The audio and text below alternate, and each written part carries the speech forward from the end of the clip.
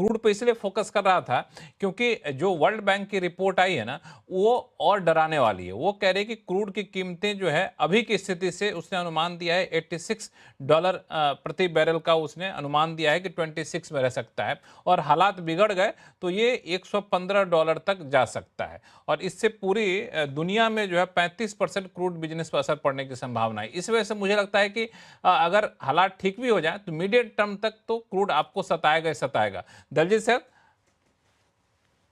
जी हाँ लक्ष्मण जी, बिल्कुल सही बात है। मैं इनफैक्ट यही सोच रहा था कि बाकी सब लोगों ने इतना कुछ बता दिया है क्रूड के बारे में, तो अब बाकी बचा क्या है? तो बचा सिर्फ यही है आपके पास बहुत कि रहता है हमें माल। समझना है कि एक होता है पेपर ट्रेडिंग और एक है एक्चुअल ट्रेडिंग, है? जो शिप्स हाँ। जो आ जा रहे हैं। तो अभी क्रूड में 2 चीज़ें होंगी। एक तो ये कि बहुत सारा शिप जो है अटके हुए हैं, जो स्ट्रेट ऑफ हॉर्मुज़ की वजह से। तो जब वो प्रॉब्लम सॉल्व होगी, वो एकदम खुलेंगे तो एक बार आपको शायद डिप भी दिखेगा। लेकिन सबसे बड़ी प्रॉब्लम ये है कि इस सब पूरे जो वॉर के इश्यू में बहुत बड़ी सप्लाई जो है वो डिस्टर्ब हो गई है। तो ये जो इसका जो इम्पैक्ट है वो लॉन्ग टर्म इम्पैक्ट रहेगा। तो जो अभय सर अभी बोल रहे थे कि शायद $60-65 रहेगा। मेरा ये मानना है कि जो लॉन्गर टर्म अभी हमारा ट्रैजेक्टरी वो 85-90 के आस-पास रहने वाली है। तो अब आगे के अगर ये 85-90 होती है, तो उससे हमारा जो मैक्रो इकोनॉमिक पिक्चर, जो ट्रेड बैलेंस, जो करंट अकाउंट बैलेंस, ये सब चीज़ों पे जो इम्पैक्ट होता है ना, वो हमें ज़्यादा इम्पैक्ट करेगा। अभी ये तो ठीक है, 125 हुआ, फिर 90 आ जाएगा, फिर किसी दिन 110 हो जाएगा। ये सब शॉर्ट टर्म गायरेशंस रहेंगे। बट इम्पोर्टेंट समझना ये है कि ओवरऑल मैक्रो इकोनॉमी के लिए नेगेटिव इम्पैक्ट ये है कि अब हम क्रूड की वो जो 60-65 वाली जो रेंज थी, उससे ऊपर निकल चुके हैं, और ये अब इस साल ऐसे ही रहने वाला है। इसका मतलब ये हुआ कि ये पूरे साल में आपको मार्केट इस तरह के 200-300 पॉइंट प्लस माइनस मूव दिखाता रहेगा, और आपको इसमें ट्रेडिंग टाइप का ही अपॉर्चुनिटी ज़्यादा रहेगा। लॉन्ग टर्म इन्वेस्टर के लिए तो ऑब्वियसली इस तरीके के जो भी मूव्स आते हैं, तो उसमें अगर आपका कोई अच्छा स्टॉक आपको 20-15% 10% सस्ता मिलता है, तो आपको लेके रखना है। बट एक मीनिंगफुल अपसाइड के लिए आई थिंक ये साल थोड़ा डिफिकल्ट है। मीनिंगफुल अपसाइड के लिए थोड़ा सा वेट करना पड़ा। एक सवाल और आपसे पूछूं दलजीत जी, फिर मैं गौरांग शाह सर के पास जाऊंगा कि अगर क्रूड जैसा कि आपने कहा, वर्ल्ड बैंक की रिपोर्ट का भी हवाला मैंने दिया, 85-86 के आसपास रहता है कुछ एक महीने तक मान लिया जाए, तो इसका इम्पैक्ट आपको कितने क्वार्टर तक दिखेगा कंपनियों के ऊपर? चूंकि ये सीएडी का बढ़ना, फिस्कल डेफिसिट का इशू, ये सारी चीजें तो आएंगी आएंगी, लेकिन बहुत सारे सेक्टर है, बहुत सारे सेक्टर क्या है, मैं जहां तक समझ पा रहा हूं 90% ऑफ द इंडस्ट्री जो है वो प्रत्यक्ष अप्रत्यक्ष तौर पर क्रूड से जुड़ा हुआ है, चाहे पेंट इंडस्ट्री हो, प्लास्टिक इंडस्ट्री हो, 50 तरह की इंडस्ट्री हो, जो रिन्यूएबल एनर्जी से सब्स्टिट्यूट नहीं हो सकता है। तो वो कितने क्वार्टर तक उस पर असर आपको देखने को मिल सकता है? तो पहला इम्पैक्ट हमको जून के नंबर्स में देखना शुरू होगा, और फिर सितंबर में काफ़ी बड़ा इम्पैक्ट दिखेगा। क्योंकि देखिए जनवरी, फरवरी, मार्च, ये फरवरी से शुरू हुआ। तो फ़ेब और मार्च में तो आपके पास इन्वेंटरी पड़ी थी, आपने पुराना उससे काम चला लिया। आपके पास रॉ मटेरियल भी था, आपके पास एनर्जी की रिक्वायरमेंट भी थी, तो आपने उससे अपना काम चला लिया। तो आपको जो ये अप्रैल में जो नंबर्स आ रहे हैं, उसमें कहीं कोई प्रॉब्लम नज़र नहीं आ रही है। अब इश्यू आएगा जो अप्रैल से जो नया खरीदना शुरू किया, मई में खरीदेंगे, वो सब जून में आपको जून के नंबर्स में आपको जो जुलाई में नंबर्स आएँगे, वहाँ दिखेगा, और फिर ज़्यादा बड़ा इम्पैक्ट सितंबर वाले नंबर्स में दिखेगा। तो मुझे ये जो लगता है, पिछली बार भी हमने मेंशन किया था कि हमें लगता है कि क्वार्टर 1 और क्वार्टर 2 से जो डाउनग्रेड का सिलसिला चालू होगा, निफ्टी अर्निंग्स का और ओवरऑल बीएसई 500 अर्निंग्स का, वो आपको ज़्यादा प्रोनाउंस दिखेगा अगले 2 क्वार्टर। तो ये गौरांग शाह साहब, ये अगले कुछ क्वार्टर तक इसका दिखेगा नंबर, तो आपके हिसाब से सबसे ज्यादा असर पड़ने वाली इंडस्ट्री कहाँ देख रहे हैं आप अभी, या फिर अगले कुछ क्वार्टर तक? तो देखिए लक्ष्मण जी, बहुत सारे क्षेत्र हैं जो निर्भर है, जैसे आप भी अभी बता रहे थे। मेरा मानना है पहला फटकार तो oil marketing companies, aviation sector की। आज हम शुक्रवार को जिस परिस्थिति थी, एटीएफ के जिस प्रकार से दाम बढ़े, tyre manufacturing companies, paint manufacturing companies, to certain extent कुछ हद तक ऑटो सेक्टर पर भी इसका असर पड़ सकता है। जो कन्वेंशनल फॉसिल फ्यूल्स पे वाहन चलते हैं, उदाहरण के तौर पर पेट्रोल और डीजल पर, मांग दूसरे तरफ शायद इलेक्ट्रिक व्हीकल्स की ज्यादा बढ़ सकती है, और वो आंकड़े में अभी से दिखने लगा है। एफएमसीजी क्षेत्र पर भी इसका असर पड़ सकता है कुछ हद तक।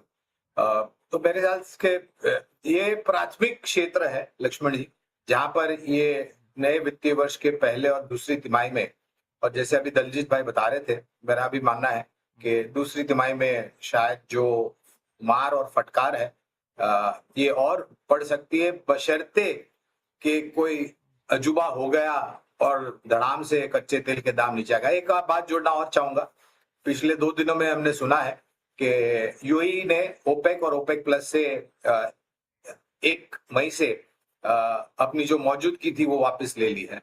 अब उसका देखा देखी अगर बाकी अन्य देश भी ओपेक और ओपेक प्लस से अपने आप को बाहर करते हैं, इसका एक अर्थ जो मैं समझता हूं, मैं कितना सही गलत मुझे नहीं पता, कि आप अपने आप को जो बंदिशें थी उससे आप अपने आप को आजाद कर रहे हैं। आप प्राइसिंग भी डिसाइड करेंगे और आप कितना उत्पादन करेंगे वो भी डिसाइड करेंगे, और खुले मार्केट में कितना बेचेंगे वो भी डिसाइड करेंगे। अब तक वो ओपेक और ओपेक प्लस जो संस्था है वो कर रहे थे। तो ये पूरा जो मिश्रण है लक्ष्मण जी, वो मेरे ख्याल से जो छवि है उसका जो साफ साफ दृश्य जो है वो हमें मेरे ख्याल से आने वाले 3 या 4 महीने में दिखाई देगा।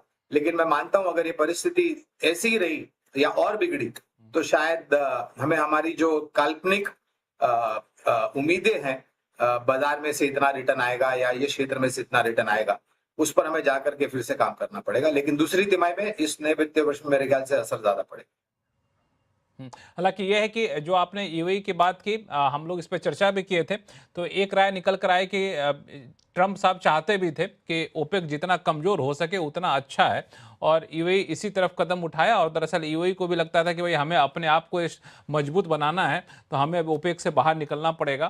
तो और एक चीज़ और आपने जो कहा तो मैं बता दूं दर्शकों के लिए कि अगले महीने प्राइम मिनिस्टर जाने वाले हैं यूरोप, तो यूरोप जाने के दौरान 4-5 घंटे वहाँ रुकने वाले भी हैं। तो अटकल इस बात को लेकर हो रही है कि जब यूएई अलग हो ही गए ओपेक से, अपने हिसाब से तेल का प्रोडक्शन बढ़ाएं घटाएंगे, तो भाई हम अच्छे दोस्त, आइए हमारे साथ कुछ साझेदारी करिए, शायद ऐसे भी कुछ बातचीत निकल कर आए, तो एक सकारात्मक संदेश यहाँ पे आ सकता है। हाँ सॉरी गौरांग सर कुछ बोलना चाहते हैं?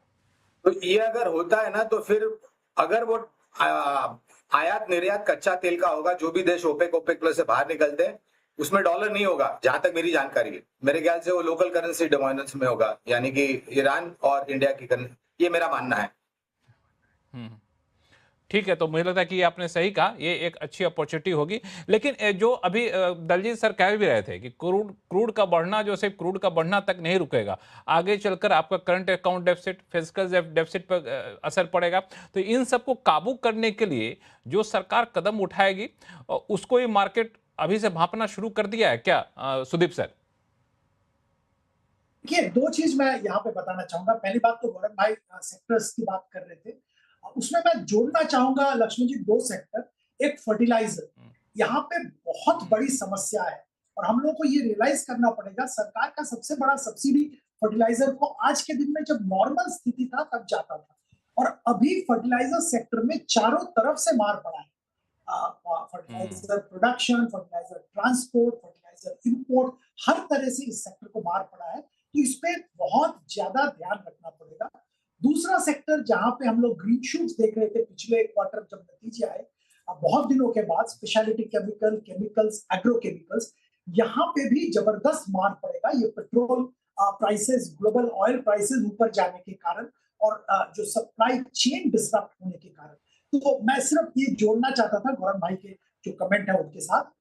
अब आपकी जो स्पेसिफिक क्वेश्चन है, सरकार की तरफ से क्या ठोस कदम लिए जा सकते हैं और क्या सरकार की तरफ से तैयारी हो सकती है, मेरे ख्याल से बहुत सारा तैयारी की जरूरत है और ये करना भी पड़ेगा, क्योंकि हम लोग एक न्यू नॉर्मल की तरफ बढ़ रहे हैं।